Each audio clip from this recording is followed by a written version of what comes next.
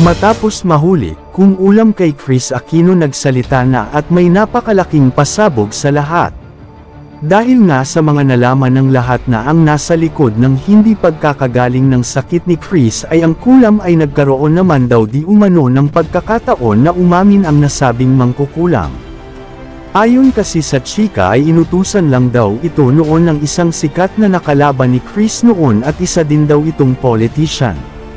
Nagawa daw niya ito dahil sa pangangailangan na din sa pera. Akala daw nito na hindi tatalab ang kulam nito kay Kris subalit ang epekto nito ay umabot pa ng 1 buwan at yun nga ang kanyang naging dahilan. May mga naniniwala naman na pawang haka-haka lamang ang kulam at barang na binigyan lang naman ito ng malalim na meaning ng iilang mga netizens.